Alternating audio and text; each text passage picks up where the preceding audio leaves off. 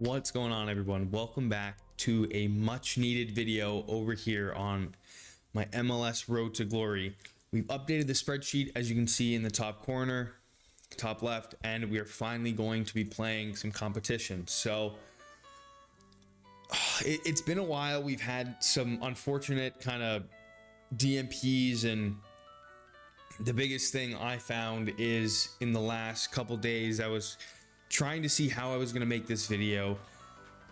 Don't worry, the series is still going for the people who watch. Don't get that, don't get that twisted. It's just not being able to use Sorare data anymore has really kind of put I don't know, making wish lists, looking at pick scores and stuff. Sorare just doesn't have that. I understand like the power grading system and whatnot is cool, but it's just it's tough. Obviously, a lot of players have been coming back from international break, so these kind of lineups are a little messed up. This is what you are here for, though. So for this week, trying to get back on a streak run, we are going Takaoka. Laborda is finally playing for Vancouver again, so we don't actually need to buy a Vancouver center back or defender because he is playing. He's been playing relatively well. Last game he played very well. Bucha's been playing like more consistent, so he's going to come in as our captain because Baron Halter actually got called up to the US men's national team, so I don't think he's going to be playing. And then Lozano and McNair both have played well, but they play Minnesota. It more so depends if Dane St. Clair is going to be playing for Minnesota. Obviously his travel isn't going to be super far, going from Toronto to Minnesota after playing in the Canadian Shield. So depends if he's going to play. San Diego's good, but Minnesota is also very dangerous. So we're going to maybe pick Bucha as our captain. We're going to need him to really, beat down on New England. So it's a decent matchup here. I don't really understand why. Like I've been looking around at these, these advanced tabs and whatnot, and it's not the same. It really isn't, unfortunately. I think if we look here, some extra stuff, yeah, you can see minutes played and whatnot, but yeah, it is what it is. It's kind of unfortunate, but at the same time, maybe Sorare are going to continue to update their website to have like a better way to put lineups in. I don't really know. So, you take it kind of one day at a time. This is kind of what we're doing. If you don't use this, so I've been using Predictify for a little bit now, and right now I just have it in Contender, right? I need to manage my subscription to MLS, but if we go Contender, right, it has all the games. You click my matches. Really good setup. You got to wait a pretty long time. Like I won't be able to finalize my Contender lineups until like midnight tonight, but it's kind of nice having the like the international stuff. And I think in Continental, yeah, so this is gonna be big if you are playing in the Club World Cup, which I am. I have Seattle, I have Inter, I have Uran, Ulsan, and Salzburg, and City, I guess, because we do have, let's see, is he scheduled to play? No, he's not, but maybe he comes on as a sub. So it's really cool. I've been in contact with them. I potentially might be getting a promo code. I have no idea. So in the near future, we're hoping for that. I do believe that if you want to, actually, I'm not going to do this on here. Like you have the ability to change and manage your subscription. So what I'm thinking, depending on if Sorare are going to continue to kind of not update their UI and just have it like that, I'm going to be fully using Predictify to manage who I'm going to be playing. And then moving forward, we're going to be buying the premium version, so I get all of the leagues for all the months, especially when Europe comes back. So that's what our lineup looks like right here.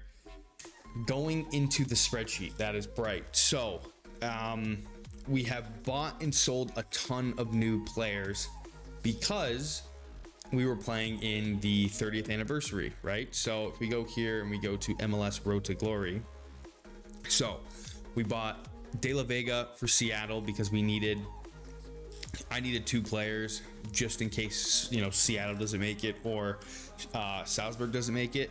So it says 1674. The issue now is I can't see what I bought this card for with it doesn't show me what I bought him for with credit. So I had some credit and I only had 11 bucks. So I'm pretty sure I wrote down, yeah, 11.30. I believe I had like 5 bucks in credit. So he's gone up anyways. So like we've made money, but a lot of cards, Bucha, Glenson's gone down more. Negri's gone down a little bit more. Blake used to be a lot higher. I think he's down 6 or 7 bucks for us. McNair has gone up. We're still down. Roland's gone up a bunch. Takaoko came down, so we're actually negative in our goalie, which is unfortunate. I think these cards will start to push up a little bit now because it's kind of going into like not the second half of the MLS season, but a lot of cards didn't have a ton of value because of the weeks missed in the MLS. So it's kind of starting to go up. Laborda playing now, hopefully he can, you know, do very, very well in Vancouver setup and goes back up to around 7 bucks. That'll be really, really nice. And then Lozano kind of went up. Hot streaks, we're still at 21 bucks, $14 in cash rewards from winning in the MLS. So we need to continue there. We're still positive on our return. And then these are the players we bought and crafted. So Privet we crafted, Leopold we crafted, Tolo, Anthony, Priso, Meyer, and Tommy we all bought. 4 of them are in the negative. Anthony, again, we bought with market credit. So yeah, 1, 2, I guess Ruiz we crafted, but I don't know why I didn't put him on there. So 1, 2, 3, 4, 5, 6, 7, 8 cards. And then Kent has gone down a little bit. It's unfortunate that this is the card that we bought. I thought his price would rise a little bit buying him out of season, but then being like installed back into an in-season kind of card, or a usable in-season card playing for Seattle. So, you know, that is what it is. So we're gonna leave it there. I'm obviously gonna tinker with the lineups based on what I know from these power grades and, you know, picking squads and whatnot. Sorry, this is this week. It's one of those things like, you know, Salzburg play Pachuca. I don't understand why this is an F tier. He is phenomenal for them in their league, and Salzburg is a very good team. They're one of the best teams in the A League.